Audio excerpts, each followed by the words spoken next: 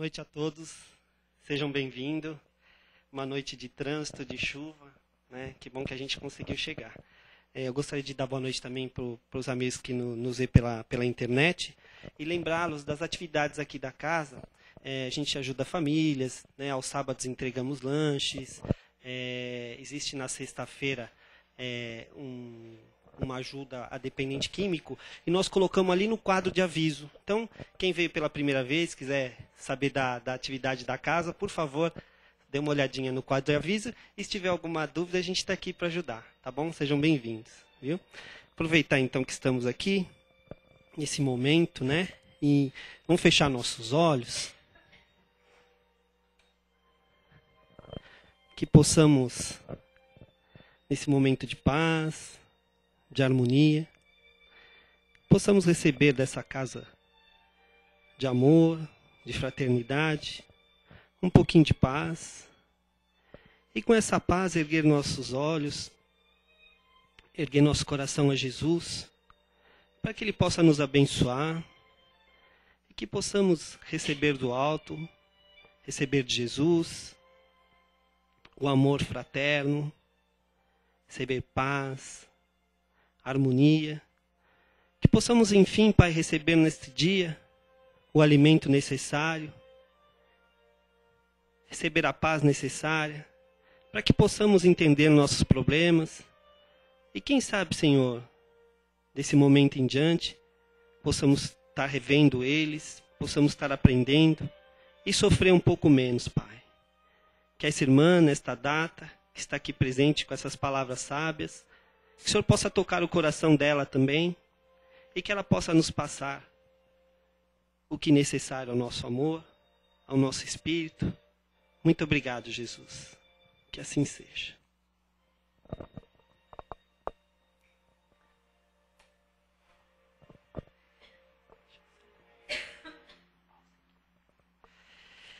Bom, gente, então, o tema da palestra hoje é Vivendo com Alegria.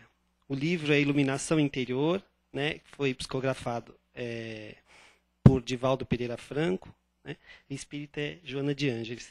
E a nossa irmã, Kátia, que vai nos brindar com essas palavras. Seja bem-vinda, Kátia. Muito obrigado.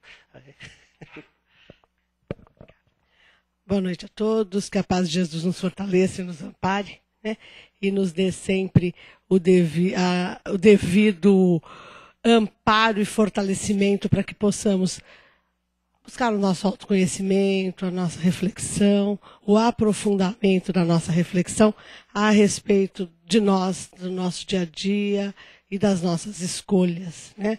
De como nós encaminhamos o nosso processo evolutivo. Bom, o tema de hoje, né, é o Vivendo com Alegria, do livro Iluminação Interior, da Joana de Ângeles, psicografia do Divaldo Pereira Franco. Alegria é uma coisa bem interessante. Porque até um tempo atrás, não estou falando de muito, quer dizer, para muita gente é muito tempo, né? Mas até uns 20 anos atrás, alegria num local dito religioso, quando eu digo dito religioso, significa o quê? Né? A casa espírita não é só um local religioso. Né? É uma escola, é um local de relacionamento, então não é um templo, ela é, na verdade, um local de aprendizado, né? De relacionamento humano. Então, a alegria era uma coisa extremamente complexa quando nós falávamos em ambientes religiosos. Então, rir, brincar, né? Era proibido. Mais ou menos como é, né, numa igreja, né, se a gente começar a rir dentro da igreja, mesmo que a igreja esteja vazia, vai vir alguém e pedir para nós sermos silenciosos. E é interessante pensar que é muito conveniente a quem administra algumas situações ou alguns locais que as pessoas não sejam alegres. Porque a alegria dá independência. A alegria nos torna autônomos e donos da nossa própria vontade. E a alegria passa para o outro, muitas vezes, uma independência, como que eu vou dizer, não é uma arrogância, mas é no sentido, exatamente, não é arrogância, mas é naquele sentido de que a pessoa consegue viver acima do lugar comum, acima da situação usual. E a pessoa alegre passa sempre a impressão de que ela consegue resolver a sua vida com total controle. Mesmo que isso não seja verdade, mas não é essa impressão que nos dá? As pessoas alegres primeiro nos passam porque elas não têm problema nenhum. E aí a gente fala assim, não. Né? Então, ao mesmo tempo que ela passa essa independência, ela passa, às vezes, assim, uma situação de que é uma pessoa completamente desantenada com o que está acontecendo no mundo. Porque como alguém pode ser feliz, ser alegre com tudo isso? Né? Nossa, a desgraça nos entristece. E é interessante nós pensarmos em como Jesus viveu. Por quê? Jesus vivia num meio bastante complexo. Ele era judeu, vivendo entre os judeus, num mundo dominado pelo Império Romano. Os judeus tinham total liberdade de culto, e só. Eles pagavam tributo e eles deviam satisfações em todos os sentidos ao Império Romano. E tinham total liberdade de culto, desde que isso não interferisse na política e na economia.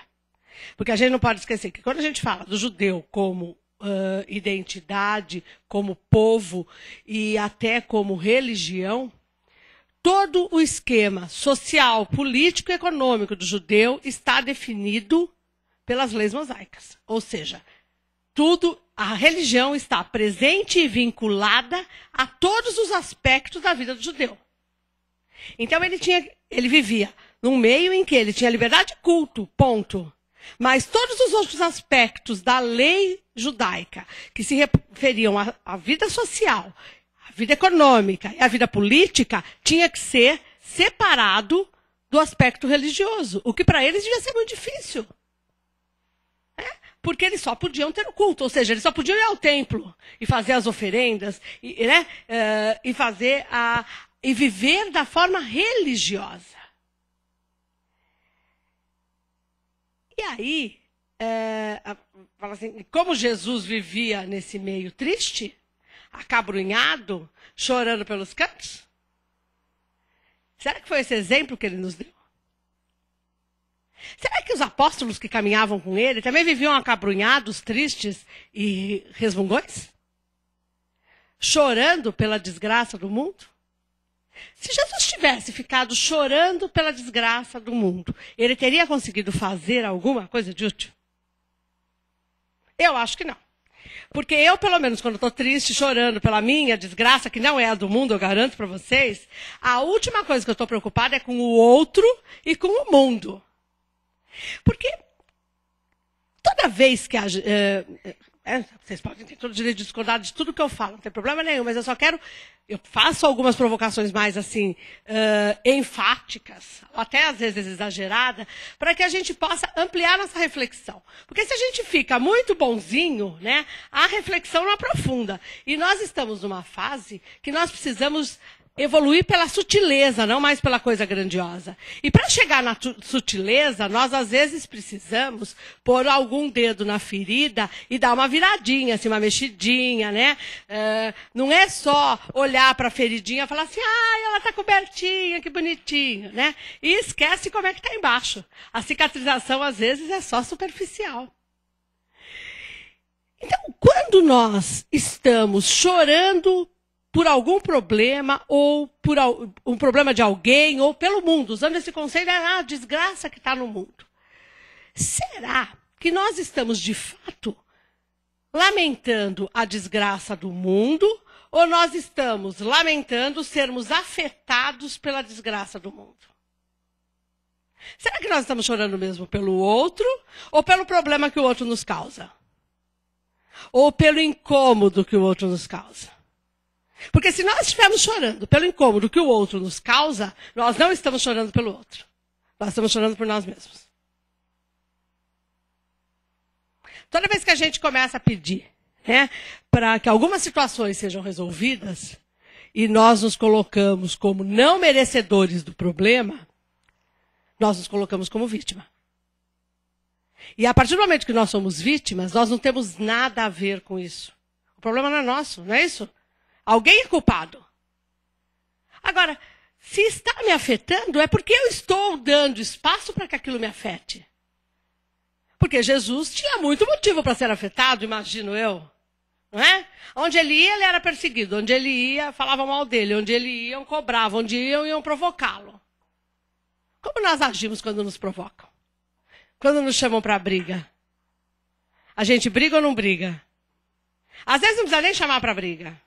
Basta a gente imaginar que o olhar da pessoa, que o tom de voz da pessoa num determinado momento foi irônico. A pessoa pode não estar sendo nada irônica, mas nós imaginamos que ela está.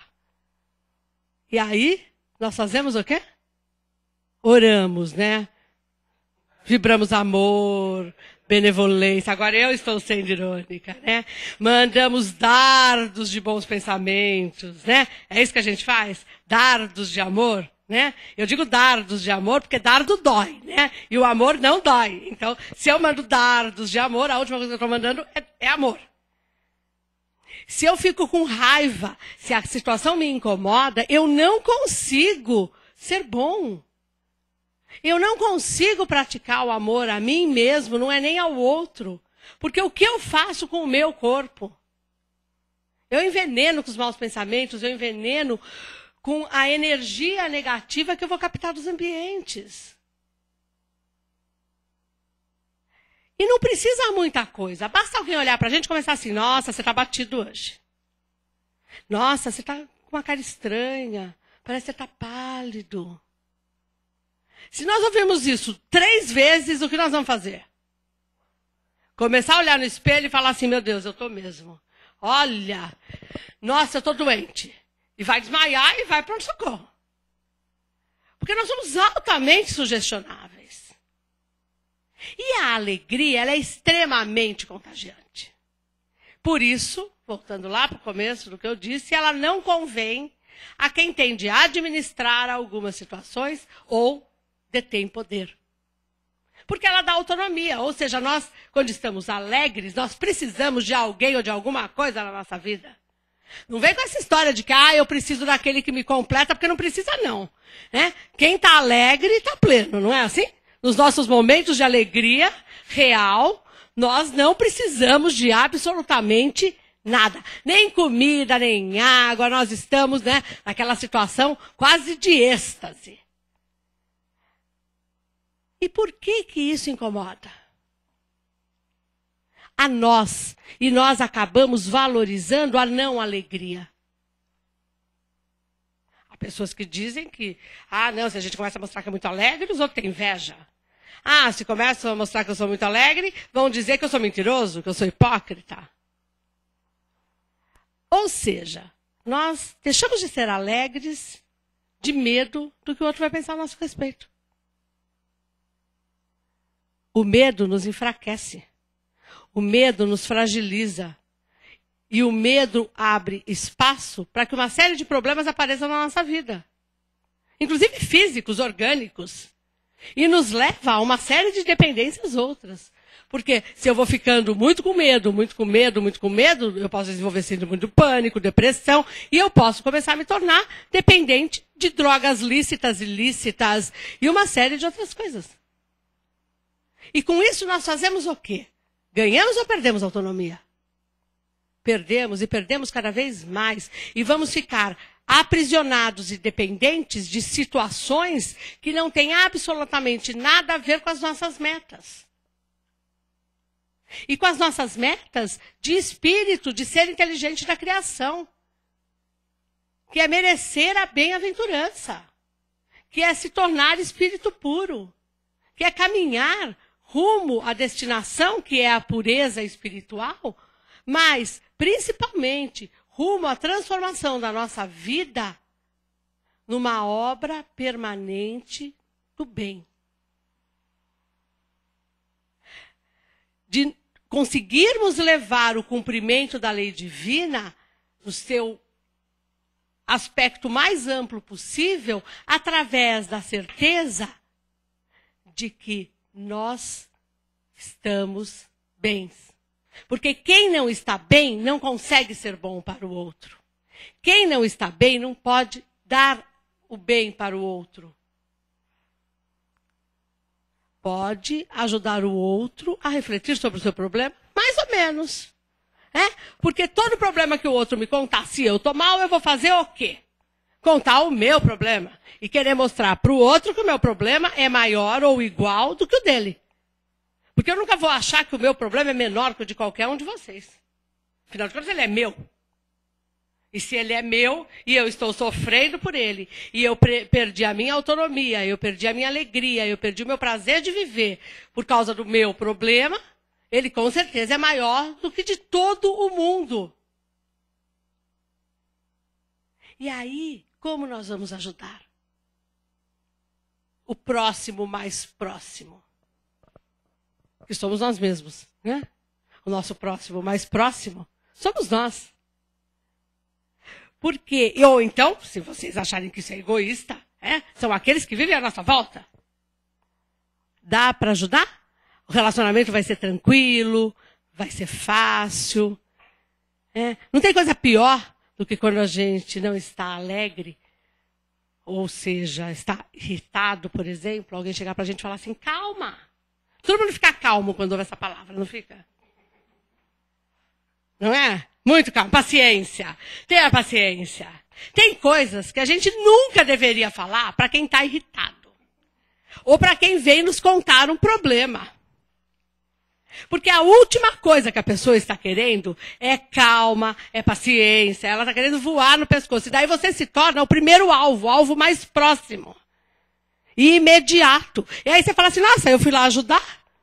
E acabei sendo destroçado pela pessoa. Sim, e vai ser destroçado. Porque quando as pessoas vêm falar pra gente calma e paciência, eu tenho uma frase ótima, quando eu estou irritadíssima com alguma coisa, que alguém chega pra mim e fala assim, fica calma, você está nervosa. Eu falo assim, você ainda não me viu nervosa, porque eu ainda estou calma. Espera um pouco para ver. Porque o próximo passo é ficar nervoso. Você ainda está tendo algum controle. Mas a tua alegria já foi pro vinagre. Agora, se você tem o maior problema do mundo e você enfrenta com alegria, esse problema vai ficar maior ou menor? Menor. Menor por quê? Porque a gente consegue pensar em outra coisa que não seja o problema. E aí ele vai se resolver naturalmente. Naturalmente ele se resolve. Porque muitos problemas existem porque nós, ou se tornam maiores porque nós alimentamos. Vamos lá, o trânsito. Este é um problema comum à cidade? Não só esta, diga-se de passagem. Tá? Eu estive no interior ontem, estive em Cachoeira Paulista, meio-dia a cidade estava com o centro da cidade, estava parado de trânsito, porque estava todo mundo de carro para lá e para cá, numa cidade plana que tem 10 mil habitantes. Mas todo mundo tem rodas. Então, ninguém vai na padaria, ninguém vai no supermercado, ninguém vai em casa nenhum, sem carro. E lá tem muita bicicleta, né? Mas na hora de fazer, né? Porque carro para nós brasileiros e principalmente para nós paulistas, né? É status. Quem tem carro está bem financeiramente. Mas será que está alegre? Porque aí pega o trânsito e faz o quê durante o trânsito? Suaviza o processo ou piora? Porque vocês vão falar assim, mas dá para suavizar o trânsito? Dá sim. Começa a prestar atenção no que está acontecendo à sua volta. Começa a cantar. Não dá para ler, concordo, mas pode ouvir um audiobook. Tem 1000 formas de resolver. Só não me ponha nada no ouvido, né? Porque isso é proibido. Porque aí você vai ter mais um problema além do trânsito. A multa, né?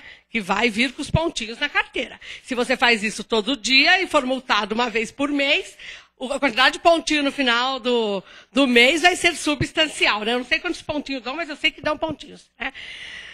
Ora, se eu sei que eu vou passar por uma situação que me incomoda, a mim o trânsito, sou franca, não me incomoda, só fico preocupada com o horário, mas Eu saí 6 horas da Paulista, cheguei agora, mas tá bom.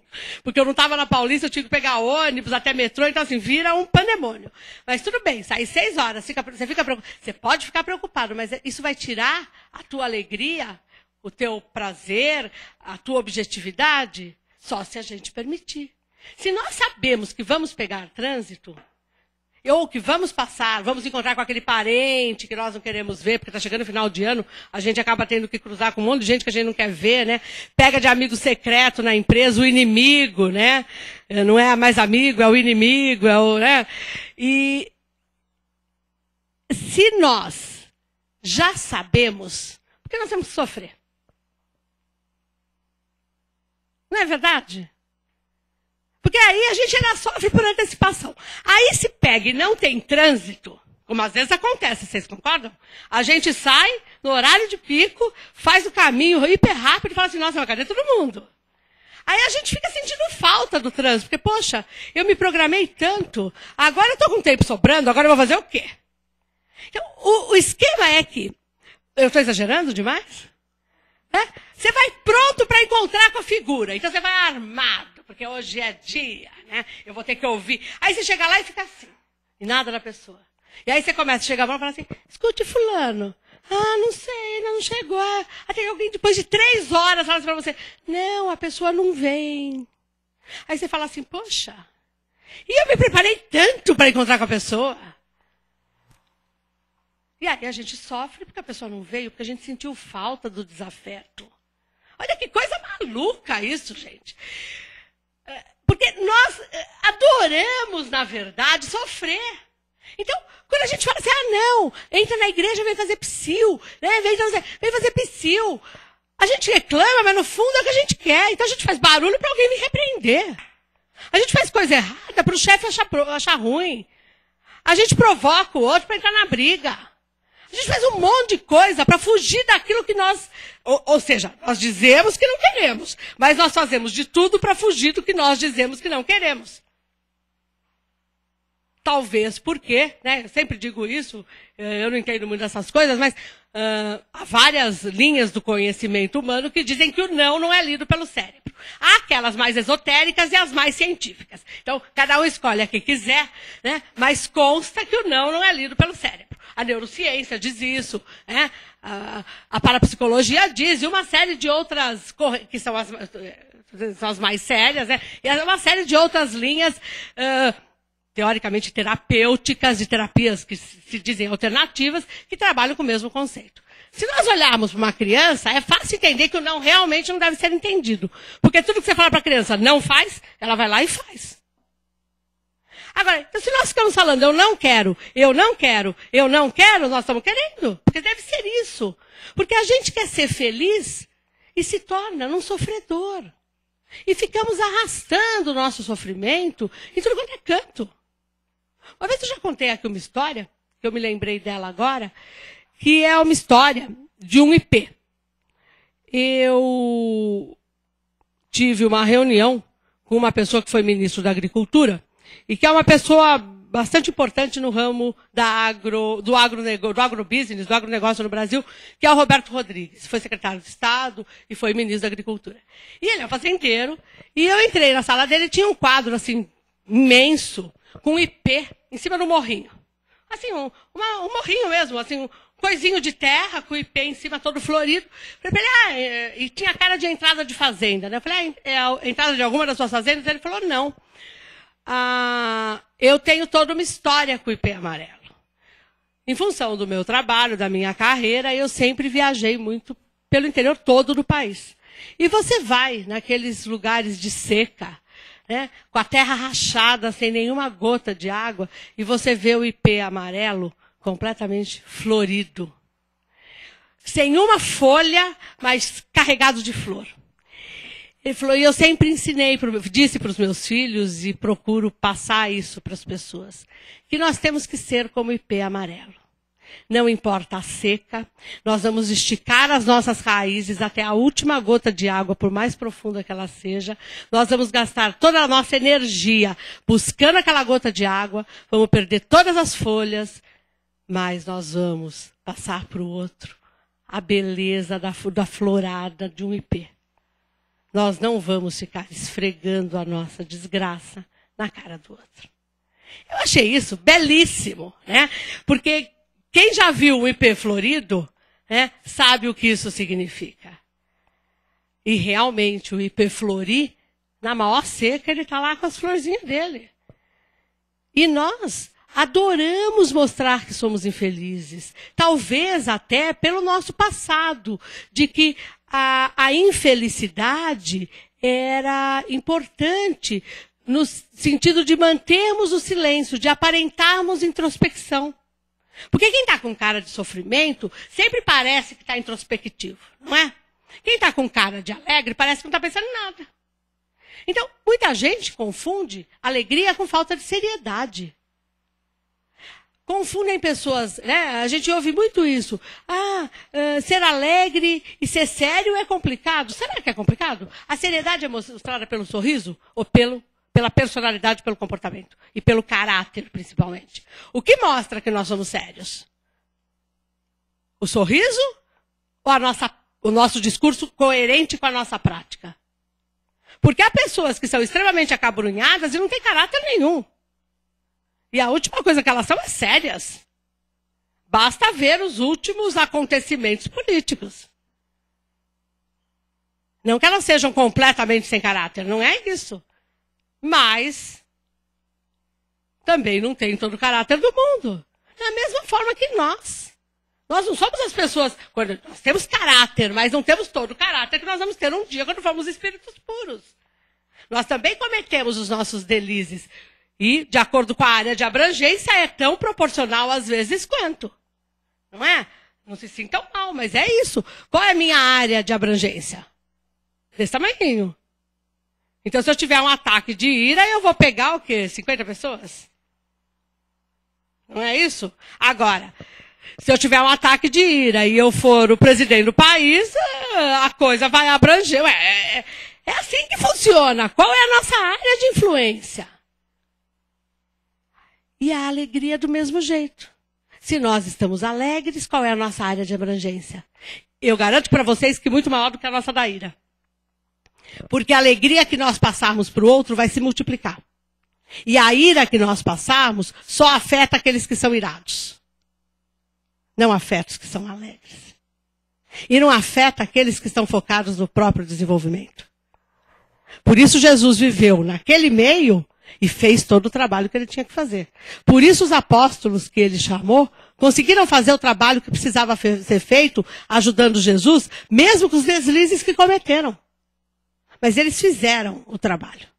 E continuaram fazendo depois que Jesus desencarnou. Isso é tristeza? Isso é amargura?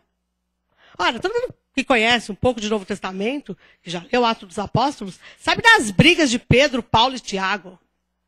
Eles não se pegavam. Lá diz que eles não se pegavam, mas a gente não tem lá muita certeza, né? Porque tem umas brigas do Paulo com o Tiago que dá para a impressão, assim, a gente vê houve os barulhinhos até, né? Porque eles tinham grandes desavenças. Mas se eles conseguiram fazer o trabalho que fizeram e deixaram uma mensagem para nós até hoje, será que essa mensagem é de tristeza? De amargura? De ressentimento? De sofrimento? Né? A Joana de Ângeles nos diz que a alegria pode ser cultivada de várias formas. Olha, olha que interessante, pode ser cultivada. Então, se pode ser cultivada, primeiro ela tem que ser plantada, não é assim? Além de ser plantada, você primeiro tem que achar a sementinha da alegria, né? Tem que buscar lá e não vende, né? Essa sementinha não está à venda no supermercado, na casa de plantas, né? Nós vamos ter que achar a sementinha. Será que Deus, quando nos criou, será que o ato da criação é um ato triste?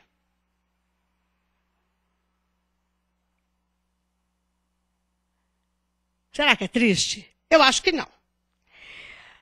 Pode ser desgastante, pode gerar até um certo cansaço, né? O nosso trabalho profissional de qualquer um exige criatividade. E quando nós criamos, nós usamos a energia criadora. Que aí nós temos a parcela divina. É uma das formas de nós sabermos a parcela divina que é em nós. Ora, quando nós trabalhamos e usamos demais a criatividade, nós até ficamos exaustos, não ficamos? Mas a hora que o serviço está pronto, qual é a sensação? De dever cumprido. O dever cumprido dá o quê? Tristeza? Claro que não. Né? Dá um alívio. Será que o alívio não é o primeiro sintoma da alegria? Será que se a gente começar a pensar naquele alívio e olhar para o que nós criamos, esse alívio não vai se transformando em força positiva que vai recarregando as nossas baterias? Para mim acontece isso. Não sei para as outras pessoas, mas olhar com bons olhos e perceber o sucesso, o quanto nós conseguimos superar as nossas dificuldades para chegar a uma finalidade, isso dá um alívio incrível e gera alegria. Está em época de vestibular, quem já prestou um vestibular sabe o que é isso. Você estuda, a hora que sai a nota de corte, você descobre que a tua está acima, você já respira aliviado. Já vem a primeira alegria. Aí você continua estudando, faz a segunda fase, a possibilidade de entrar é muito maior do que se você não tiver nota de corte. Ou seja, a alegria, ela vem também, muitas vezes, em parcelas. Ela não vem toda de uma vez, mas ela depende muito da nossa atenção para com ela. Então, se nós não percebermos aonde está a sementinha da alegria, vai ficar muito difícil fazer o que Joana de Ângeles diz, que nós temos que cultivá-la. Porque nós temos que descobrir a sementinha, plantá-la, tratar dela, adubá-la, regá-la. Para isso, nosso foco vai estar onde? Na tristeza ou na alegria? Não é? Nós vamos começar a alimentar a alegria. Ser alegre não é viver dando gargalhada, nem fazendo piada. Ser alegre é não ter um seio sobrecarregado, é ter sempre uma boa palavra, é quando te perguntarem se o dia está ótimo, você falar que está excelente e não responder por extenso. Né? Ou seja, contar todos os problemas que você teve no teu dia. Isso é responder por extenso. Né? Como foi teu dia? Péssimo. E aí você já responde por extenso e continua. Né? Ou então fala aquele ótimo que não convence ninguém. E se perguntarem por quê, a gente pega e vai e descarrega, né, a caixa registradora em cima do outro. Mas é nós começarmos a estar atentos que se nós olharmos para a alegria, dificilmente a tristeza toma espaço. Isso não significa que nós não vamos ter momentos de tristeza. Nós ainda não vivemos no paraíso. Aliás, estamos distantes disso. Nós ainda vamos ter muitas dificuldades para vencer, porque resolver problemas é avançar intelectualmente e espiritualmente. Porque resolvendo problemas, nós desenvolvemos o nosso raciocínio, nós desenvolvemos o nosso intelecto. Quem não tem problema nenhum para resolver fica embotado. E nós ainda temos, né, a ciência diz, nós usamos quanto aí da nossa massa encefálica? 20%, 15%, sei lá. Então tem um monte de coisa aqui, assim, o subaproveitamento do nosso potencial é assustador. Então, se eu uso, vamos lá, vamos supor que, né, vocês usem 50% da massa encefálica, do potencial da massa, ainda tem mais 50%. Oh, tem muito território a ser trabalhado. Tem muito a aprender a se desenvolver, muito conhecimento a ser aperfeiçoado, muita reflexão a ser aprofundada. E isso significa o quê? Muito problema a ser resolvido. Porque nós temos uma dificuldade muito grande de aprender com o exemplo do outro, de aprender com o problema do outro, de aprender com a coisa que deu errada para o outro. Nós temos que aprender pelo nosso próprio esforço. Se esse esforço for alegre, será que o aprendizado é mais rápido? Vai estudar quando você está triste para ver o que acontece. Vai ler o jornal quando você está triste. Vai ver a novela, você não grava nem o que o Félix aprontou no... Né? o petit que ele teve durante a novela de hoje. Porque você não, tua atenção não foca em absolutamente nada, a não ser na sua tristeza. E a alegria nos facilita uma visão mais ampliada de mundo, de sociedade, do meio em que estamos inseridos. Nós começamos a notar detalhes que nós não notávamos antes, as coisas ficam mais brilhantes, ou seja, nós começamos a ter um foco no que é positivo. A gente fala muito que quer um mundo regenerado, que quer um mundo melhor, que a gente quer paz, quer um mundo de paz, de harmonia, principalmente quando chega essa época do ano. Kardec nos diz, no último capítulo da Gênese, que para nós merecermos um mundo melhor, nós não precisamos nos melhorar integralmente. Ele nos diz que nós precisamos apenas mudar o nosso foco moral. Aí você vai falar assim, não, mudar o foco moral é evoluir. Será? Não é evoluir. Por quê? Porque se eu só olho mal, aonde está o meu foco? No mal. Se eu começar a olhar o bem, eu estou olhando a mesma coisa. Eu pego uma situação X, qualquer uma dessas que estão na mídia todo dia revoltando e indignando a sociedade, e olho o aspecto positivo dela. E toda situação tem dois lados no mínimo. É aquela história, né, de qualquer briga, né? Você tem o lado de um, do outro, tem gente que fala assim, não, e tem a verdade. Não, tem o lado de cada um que assistiu a baixaria. Que não é só 3 ângulos. Porque cada um viu um aspecto do processo, cada um vai dar ênfase para um lado. Porque cada um tem uma visão de realidade. Ora, então, se uma situação tem um lado negativo, ela tem um lado positivo. Nem que esse lado positivo seja nos mostrar o que nós não devemos fazer.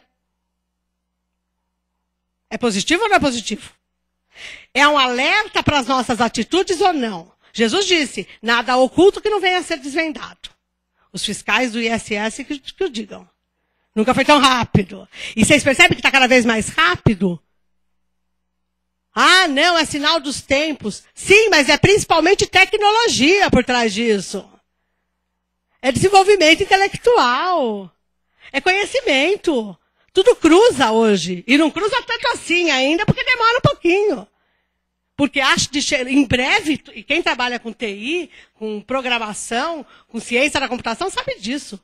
Daqui a pouco, se alguém acha que está aqui e ninguém sabe, alô, acorda. Se alguém que está assistindo pela internet acha que ninguém sabe o que ele está assistindo, vamos começar a ficar mais espertos. Todo mundo sabe, muita gente sabe, algumas pessoas, sempre alguém vai saber, entre os encarnados, o que nós estamos fazendo. Até quando nós dormimos. Principalmente se a gente tem o costume de desligar o celular para dormir. Este é infalível. A operadora sabe. O GPS sabe, o Facebook, tudo mais que você tiver conectado no celular e que você não desativa e ativa só quando você quer consultar. Porque tem isso, tem muita gente que deixa tudo conectado. Cada conexão é um sinal de onde você está. Agora, nós esquecemos que além disso, tem um outro povo, um outro grupo que sempre vai saber onde nós estamos. Que são os desencarnados. Desculpa, não fiquei com medo, nem assustados. Mas nós não estamos sós. E a partir do momento que nós não estamos sós, sempre tem alguém ao nosso lado. O esquema é, a minha alegria aproxima que tipo de espírito, a minha tristeza aproxima que tipo de espírito. Eu faço a escolha. Pode entrar. Eu faço a sintonia. Eu ligo a chavinha. E para onde eu estou ligando a minha chavinha? E a gente sabe o quanto, quando nós abandonamos a alegria, é difícil recuperá-la, não é? Porque a energia da tristeza é muito densa. E é como a gente se enfiar num lugar, né? Você se suja na chuva, enfia o pé no barro, aí andando. Quanto você vai precisar de água para lavar o pé depois que secar? Não é assim? É mais ou menos a mesma coisa. Roupa de criança que rola no chão, né? Quem tem filho sabe disso. Para tirar, demora, né? A roupa limpinha é bem mais fácil. Por isso que mãe nenhuma gosta que o filho suje a roupa nova, não é? Nem a nova, nem a velha, nenhuma, porque dá trabalho para limpar. A tristeza faz com que a gente vibre muito baixo. Por isso que sair é muito mais difícil. E quanto mais tristes nós ficamos, a gente vai se colocando até em situações como se fosse uma areia movediça. Nós não conseguimos sair. Precisa de muito esforço e precisa de ajuda externa, muitas vezes. Mas se nós lembrarmos que a alegria é uma sementinha a ser cultivada, e nós lembrarmos de todo dia dar uma regadinha, pode ser que com o tempo a gente regue a alegria o tempo todo, e ela vai florir como ipê amarelo que eu contei para vocês. Né? A Joana também disse que a alegria pode ser treinada. Olha que legal. Né? Então, tem uma academia para alegria. Né? A alegria pode desenvolver músculos, pode, né, não precisa tomar anabolizante, né? Ou se tomar é natural. Não é? É cálcio, né? O cálcio da alegria. Como trabalhar isso? Como treinar a alegria? Não adianta ficar olhando para o espelho e fazendo careta de riso. Né? Porque aí vira careta. Uma forma de treinar é nós, toda vez que lembrarmos de uma coisa desagradável, é contrapormos a esse pensamento. Estou dando só uma forma. Tem 1000 formas, cada um tem que descobrir a sua. Né? Contrapor a 2 ideias alegres, é ouvir uma música que me agrade, é olhar para uma árvore, é ouvir o canto de um passarinho, sei lá, cada um tem que descobrir o seu caminho. Mas como eu posso, na hora em que eu e todos nós percebemos quando nós vamos ficar tristes, não é? Dá para perceber que nós percebemos que as coisas começam a nos desagradar. Ora, se nós começarmos a conseguir contrapor ao que nos agrada, será que não é o treino? Um dia, é como quem já faz academia sabe disso, você começa com 1 quilo, né, fazendo assim, você passa para 2, até que, como tem um colega meu lá na academia, que eu falei que daqui 5 encarnações eu vou ser como ele levanta 150 quilos na barra. Deitadinho lá. Né? E eu fico segurando a barra com o meu pensamento e a minha respiração, né, porque eu fico apavorada. Mas é treino, é isso que Joana nos diz. Né? Ela diz também que a alegria é uma conquista trabalhada com otimismo e esperança. Olha que legal. Né? Adquirindo o hábito de sobrepor o melhor ao desagradável, o positivo ao perturbador. Então, no final do ano eu vou ter que cruzar com aquelas pessoas insuportáveis. Mas quantas pessoas das que eu vou cruzar são insuportáveis e quantas são fantásticas? Quantas eu adoro de paixão? E vai que acontece aquilo que eu falei para vocês, da pessoa insuportável nem aparecer. Porque ela é tão insuportável que ela resolveu desagradar todo mundo e nem ir. Porque assim todo mundo fica realizado. Ela faz uma coisa inusitada, como ela sempre faz. Ela não aparece. Não é legal? É possível isso? Ou nossa família só é feita de gente desagradável? Porque se a nossa família só é feita de gente desagradável, é bom a gente começar a pensar quem é o desagradável da história. É aquele ditadinho. Se o mundo diz que a gente está errado, nós não estamos no mundo errado. Então nós vamos começar a rever quem é o certo. Não é assim? Se vocês discordam, tudo bem, mas vamos pelo menos pensar um pouquinho. Porque, gente, Deus não perderia o tempo dele nem para nos colocar num meio que não seria o nosso. Porque primeiro ele não nos coloca, nós que vamos. Quantas vezes nos surgem uma série de oportunidades legais e a gente, por medo de ir para o desconhecido, fica na situação que nos desagrada. Não é assim? Ninguém nunca passou por isso? Por quê? Ir para o desconhecido é uma coisa assustadora. Você não sabe o que vai acontecer. A alegria, para muita gente, é assustadora. Porque ela não sabe o que vai acontecer. Ela não sabe o que é isso. Ela está enclausurada, sem nenhum contato exterior. Mas com a nossa alegria, nós podemos tocar as pessoas e ajudá-las a desabrochar. Então, além de desabrochar nossa sementinha de alegria, nós podemos desabrochar a sementinha do outro. E aí nós estaremos fazendo o quê? O bem, né? A Joana também disse que a gente não pode encontrar alegria desenvolvendo recursos de autocompaixão e autodepreciamento. Uma das formas mais incríveis que nós temos de mostrar que somos humildes é dizer que nós não servimos para nada. Nós não somos úteis. Nós não somos importantes. Não, o trabalho que foi feito, olha, eu não tenho realmente, olha, eu nem sei como o trabalho saiu tão bom. Eu tive um chefe materialista, ele já está desencarnado, que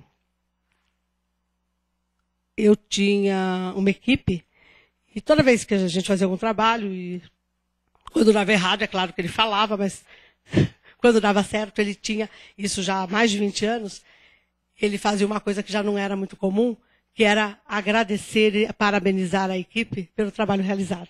Isso é uma coisa bem mais recente, né? Há 20, 30 anos atrás ninguém fazia isso. A gente só falava que dava errado mesmo.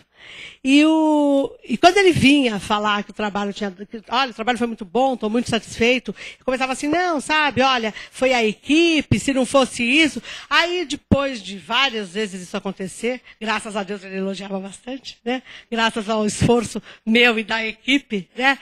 Ele um dia falou para mim, falou assim, Kátia, pelo amor de Deus, a próxima vez que eu vier te fazer algum reconhecimento de trabalho, me diga só obrigada. Você para de querer justificar. E aí, eu tinha uns 25 anos quando eu vi isso. Faz mais de 30 anos. Eu comecei a pensar muito sobre isso. E descobri uma coisa muito legal.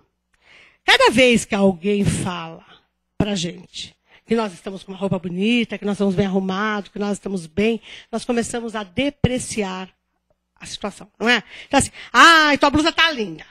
Adoro flores. Aí, dá para perceber, né, aliás. Aí ela olha para mim e fala assim, mas essa blusa é tão velhinha. Aí eu falo assim, não, mas a blusa tá linda.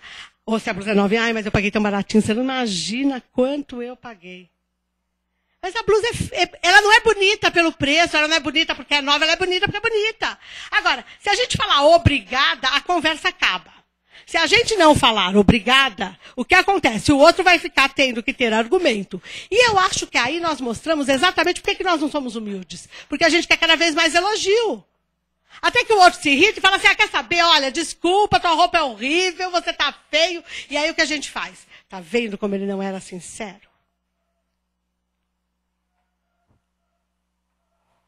Não é assim que a gente faz com um monte de coisa na vida? Então, meus amores, vamos lembrar, final de ano é uma ótima época de desenvolver a alegria. A gente ganha 13º, quem ganha, né? Porque eu não tenho, mas ganha 13º também não tem, né? Então, eu sei, eu pago, não ganho, mas tá bom, né? Mas a gente compra presente do mesmo jeito, vai ver um monte de coisa bonita na rua, vê enfeite de Natal, enfeita a casa, pensa em comida, não é? Tudo que a gente vai comer no final do ano. Poxa! Vamos aproveitar e manter esse espírito por mais tempo. Vamos lembrar dos natais legais que nós tivemos, dos dias legais deste ano, das pessoas interessantes que nós conhecemos. Tudo que não é interessante não deve ser lembrado. E vamos focar a nossa atenção na alegria. Não é ser uma pessoa hilária que vive por aí gargalhando, que nem, não, sem motivo, não. Nós temos que saber por que estamos alegres. Isto é ser alegre. E manter isso dentro de nós. Porque nos momentos de dificuldade é a alegria que vai evitar que a gente caia no buraco. Sempre é a alegria. E é a alegria que vai fazer com que hajam pessoas, e sempre mais pessoas, dispostas a nos ajudar a sair do buraco, caso assim mesmo a gente caia. Beijo, obrigada, Feliz Natal a todo mundo. Acho que está com a bateria. Bom, esse é o momento que a gente passa para alguém que fazer alguma pergunta, tirar alguma dúvida com a Kátia. A gente está um pouquinho com o horário, né, meio curto, mas dá um tempinho. Alguém gostaria de fazer uma pergunta? Kátia, eu vou dizer então, eu também, eu peço para perguntar e já falo que está em cima do horário, né? Quer dizer, se alguém queria fazer alguma pergunta... Não, mas eu sabia que estava. Se alguém queria fazer alguma pergunta, já desanima logo, né? Mas não, ela fica até mais tarde. Não, é assim, é rápido, só para concluir, eu acho que você falou uma coisa bem legal uma vez para mim também, que eu tenho carregado e é bem legal. Toda vez que a gente diz que tem um problema, a gente sofre de novo, né? Você lembra? Você fala, eu preciso te contar um problema, você falou, não me fala. Me fala outra coisa. Só fala que você tem um problema, mas não precisa contar ele em minúcias e detalhes. Senão você acaba sofrendo de novo. E parece, pelo que você falou, a tônica, então, é você escolher ter alegria, né? Isso é escolha própria. É livre-arbítrio, é opção. Né? Falar, eu quero isso pra mim, de agora em diante, quero ser feliz, quero viver com alegria. Quer esquecer essas mazelas que a gente adora. Né? Esquecer a gente não esquece. Mas, pelo menos, você olha para ela com um pouquinho mais de cor. Em vez de estar cinzenta, negra, você consegue pôr uma pintinha amarela, cor de rosinha, verdinha. Né? Quem é palmeirense, isso voltou para a primeira divisão. Né? São Paulo perdeu na macaca, mas não tem problema. Né?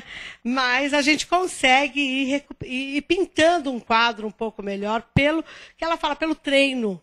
A Joana de Anjos é clara nisso, é um treino, é um aprendizado. Ou seja, nada vem de graça, meus amores, tudo tem um preço. O esquema é que preço nós estamos pagando pelas coisas. A gente paga um preço muito pesado, sem, às vezes, muita necessidade. Né? Obrigado. A Kátia vai ficar mais um pouquinho, quem quiser fazer mais uma pergunta. Obrigado, Kátia, mais uma vez. Tá bom.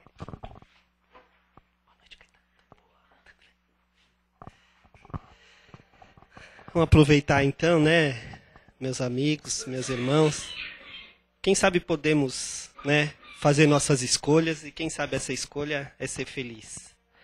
Aproveitar então esta oportunidade que tivemos, que possamos agradecer o que recebemos, essas energias, esse conforto desses irmãos espirituais, que possamos cerrar nossos olhos e pegar assim do nosso coração amor e junto com Jesus possamos vibrar para essas pessoas que necessitam, esses dirigentes desses países que se encontram em guerras, essas guerras que dizimam pessoas, crianças, velhos.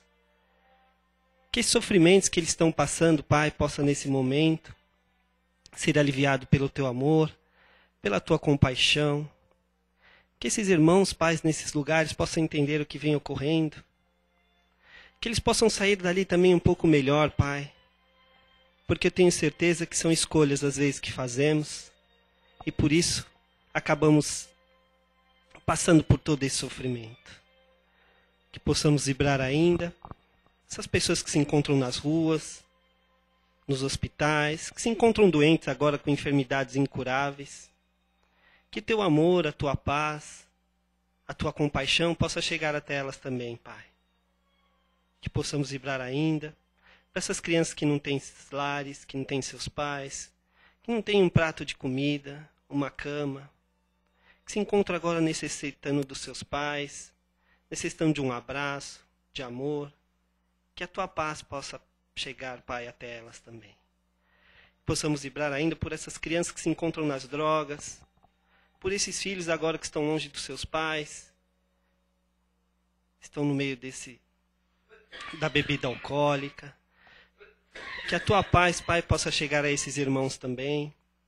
Que possamos também vibrar para esses senhores que se encontram nos asilos, essas senhoras, esses velhinhos que necessitam de paz, necessitam da sua família. Que a Tua luz, Pai, possa chegar até eles também. Possamos vibrar ainda para os nossos antepassados, para os nossos familiares, para os nossos lares, os nossos chefes. Que possamos, doravante, Pai, querer ser alegres, querer ter o Seu amor no nosso coração. Que assim seja.